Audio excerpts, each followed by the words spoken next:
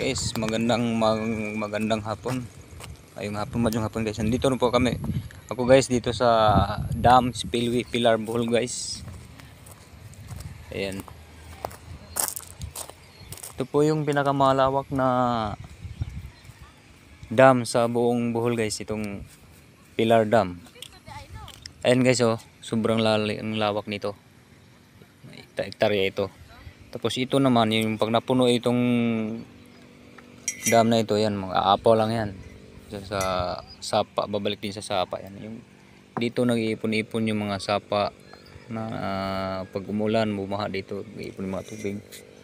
So yung mapapansin nyo guys, meron pong nangangisda yan guys oh. Yan, nanguhuli ng mga ano yan, tilapia, mga dalag, yan, karpa. Ito po yung dam na ito ay maraming sinusuplayan ng mga barangay. Sa barangay Kagawasan, barangay Estaca, barangay Binusuerte, barangay San Miguel, barangay San Isidro, San Agustin guys. Maraming barangay ito, kaya swerte yung mga barangay na nadadaanan sa mga kanal, mga main kanal. Supply sa mga palayan nila guys.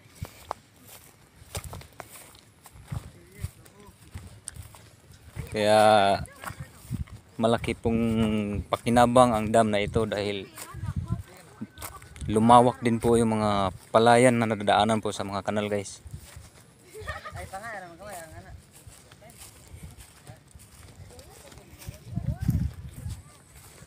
Kaya yung napapansin nyo guys, yung kikita nyo, nandun po yung pinaka-gate valve nya, yung may parang bahay na maliit yun. Nandun yung pinaka-gate valve na diretso sa mga main kanal lateral guys, saka yung mga outlet, yan yung pinaka-outlet nya. Labog din yung ano, pinaka-drain ng tubig pag supplyan yung mga palayan. Ayan guys, ayan yun guys oh, makikita nyo na mumangka guys oh.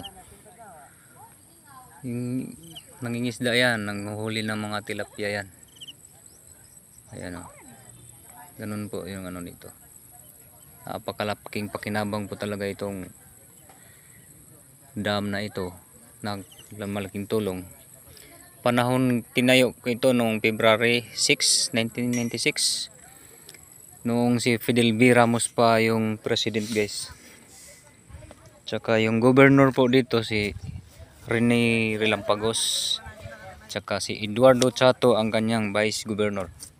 Sila po ang bumuo po dito sa sa national government, saka sa LGU ng Pilar guys. Yan. Dito po yung dam ng Pilar na bahagi po ng programa ng NIA, National Irrigation. Ito po yung National Irrigation. Ayan, napakalaking tulong, nangingisda. Saka pag may tumatawid din doon sa kabila, may mapaputi po dito na ano, di pasahero or bangka na disagwan.